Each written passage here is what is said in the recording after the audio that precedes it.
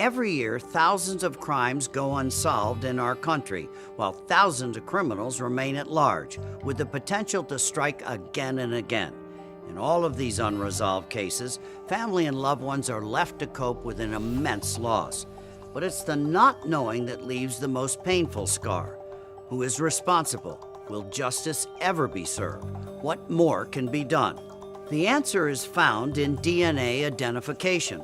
For almost a century, forensic crime units around the world have used fingerprints as the primary method for human identification and solving crimes. But fingerprint identification is limited, especially when you consider the technological and forensic advancements available through DNA identification. Simply put, where fingerprinting served as a 20th century means of identification, DNA now provides an even more prevalent and accurate 21st century solution.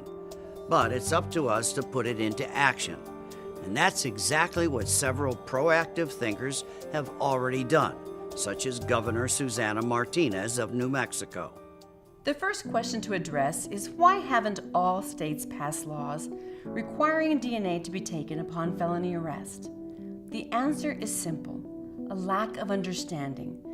But that's all changing as greater information comes forward. In 2006, New Mexico became one of the first states to enact Arrestee DNA laws. Since then, we've experienced incredible success in solving crimes, as well as apprehending serial criminals, many of whom have come from other states where DNA arrest laws are not in place.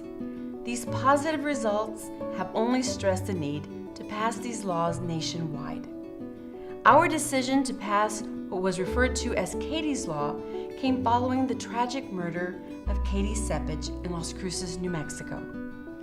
It was in this unfortunate circumstance that we experienced firsthand just how crucial arrestee DNA laws are and how vital DNA identification can be in solving as well as preventing crimes. My daughter Katie was a 22-year-old graduate student when she was brutally raped and murdered. No fingerprints were left to help identify her killer, but she fought hard for her life, and there was DNA evidence left under her fingernails. Less than 3 months later, the man eventually convicted of her rape and murder had been arrested for an unrelated burglary. If an arrestee DNA law had been in place at that time, a simple cheek swab would have linked him to Katie's murder. Instead, over 3 years and hundreds of thousands of dollars were spent investigating Katie's murder before this man was convicted and incarcerated for the burglary, and his DNA was finally taken and matched to the DNA found on Katie's body. By identifying the true perpetrator quickly, DNA identification will help crime units focus their investigations, thereby saving time, manpower, money, and countless lives. And the process, as well as privacy associated with DNA collection, is simple, no more invasive than fingerprinting or photographing arrestees. Like a fingerprint, DNA contains unique characteristics that may help positively identify an individual. However, fingerprints aren't always intact and may not even be present at a crime scene. Fortunately, the chances of finding material with DNA, such as blood, skin, hair, fingernails, or saliva, is far greater. Here's how it works. When biological material is found at a crime scene, it is processed to develop a unique DNA profile using data from just 13 locations along the complete human genome of more than 3 billion DNA markers. This DNA profile is a set of numbers unique to each individual, and other than gender, it does not reveal any information about any personal characteristics such as hair color, age, or race. Once a profile is created, it is uploaded to a database that contains DNA profiles of persons who have been arrested or convicted. The new profile is cross-referenced for potential matches. If a match is made, only then is a crime laboratory notified and information released to investigators. Now, it's important to note that this entire process has been designed to protect individual privacy.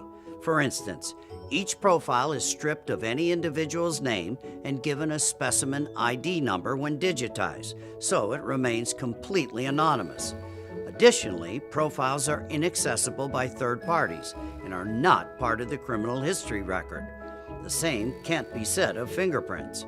Representative Ernest Hewitt understands the benefits DNA sampling provides for unbiased crime fighting and our overall safety. That understanding led him to champion his own DNA upon arrest bill in Connecticut. When our Connecticut General Assembly first considered legislation to take DNA sample at the time of arrest, I was against it. I even helped kill the bill because I was told it was bad for people of color, but I was wrong. I started thinking about the science of DNA, and I started doing my own research. Now I am convinced that DNA at the time of felony arrest is the best hope we have to reduce racial bias in our criminal justice system. The information that makes up a DNA profile contains nothing that indicates race. There's no bias, either the numbers match or they don't. And when they match those numbers and identify the true perpetrator, we exonerate those who are innocent. We should use this science. It's a proven tool to keep the citizens of every city and neighborhood safe. Over half the states have passed and implemented arrestee DNA laws, and the results have been extraordinary. Crimes are being solved, crimes are being prevented, and lives are being saved. Now it's your turn. Support the DNA Saves initiative, and together we can make arrestee DNA identification a reality. If you would like more information or assistance in passing legislation in your state, DNA Saves would like to help. Don't wait to protect the citizens of your state. Bring American crime fighting into the 21st century. Please, pass arrestee DNA identification laws now.